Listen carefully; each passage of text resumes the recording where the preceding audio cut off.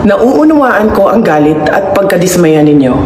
Nauunawaan ko ang galit ng taong bayan sapagkat sa nakalipas na ilang buwan, bago pa man sumabog ang issue sa flood control, madalas na akong nakikipag-usap at nakikinig sa mga hinaing ng ating mga kababayang overseas Filipinos ukol sa transparency, accountability, peace, at security.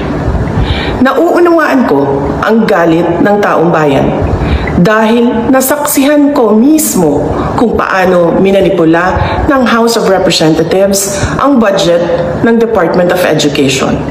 Sa halip na sundin ang listahan ng DepEd upang matugunan ang malalang kakulangan sa classrooms, misulang ginawang pork barrel ang pondong nakalaan para sa kabataang Pilipino at pinaghati-hatian ng mga kongresistang malapit sa mga makapangyarihan.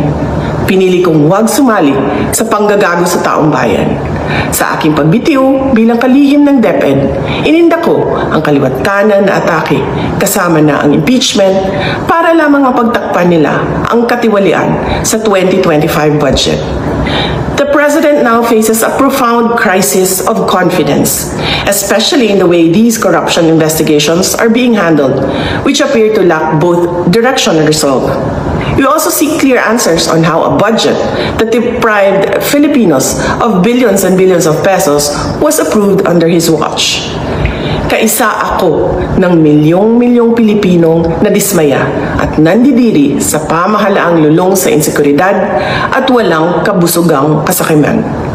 Ang karapatan nating magsalita at magpahayag ang sandigan ng demokrasya. Dapat itong pakinggan ng pamahalaan, hindi para isang tabi at baliwalain lamang. We Filipinos deserve better. Shukran. Sa wakas, nagsalita na yung VP Sara nating napakagaling. Alam ko maraming magre-react dito sa video ko kasi marami ako mga followers na makadidilis o makadidiis. Ito naman yung reaction ko, may kanya-kanya po tayong reaction. Okay? Bakit noong panahong na siya ay sangkot no, sa DepEd, sa OBP, di ba, 125 million, 625, payatos, bakit hindi siya umaharap? Ang umaharap sa kanya yung mga tao niya, nandun siya sa dahig, nandun siya sa ibang bansa, nagtatago. Pero ngayon, nangyari dito sa flood control, umuwi sa Pilipinas, demo, nagpapa-interview, di ba? So, kasi alam po natin, second day po rally ng ating kapatirang INC, no? Mga kaibigan natin o mga kapatid nating INC. Nare-respeto po natin yung kanilang rally kasi alam ko kahit ako naman sasama ko sa ganyang rally kasi corruption yan pera yan pera ng taong bayan isa na kami sa nagbabayad ng mga tax, isa na ako sa nagbabayad ng tax bilang isang OFW. Alam niyo sa totoo lang guys, kahit ito si PBBM, pag talagang patunayan natin na corrupt talaga, patunayan natin may kasalanan si PBBM, kahit ako'y PBBM supporters, ikulong natin, idalang natin sa tamang due process. Hindi katulad ng ibang administration, yung dating administration, walang due process, talagang diretso ka na.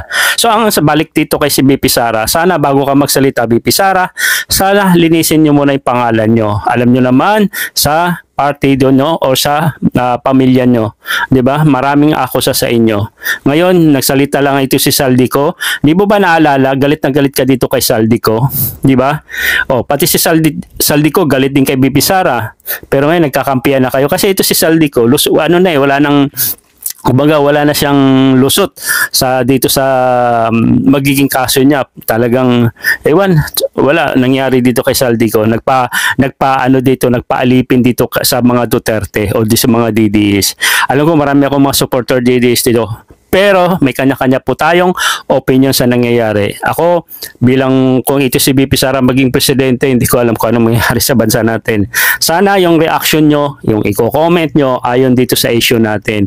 Alam nyo, kasi ang mga DDS, wala silang facts, wala silang proof. No? Sasabihin lang nila bangag, magnanakaw, ano yung proofs. Butunayan nyo. Si Sara kasi napakitaan ng ebidensya, di ba, sa House. Kaya nga siya na-impeach sa House Hindi lang siya na-convict ngayon kasi nga hinarang. Di ba? Pero sa sunod na taon, baka matuloy na yung impeachment, doon talagang lalabas yung mga salay na yan. So yun lang yung opinion ko, no? Nagsalita si BP Sara, of course, bilang supporters ng mga PBBM, ay talagang magbigay din tayo ng sariling opinion sa issue ngayon. Okay? Para sa akin, bago tayo magsalita, Bibi Sara, linisin din muna natin yung pangalan natin. Okay? Bago tayo kung ano nang sinasabi natin. So, yun lang reaction ko dito. Saludo po ako kay PBBM. Solid supporters po tayo kay PBBM. Tuloy lang po natin yung laban.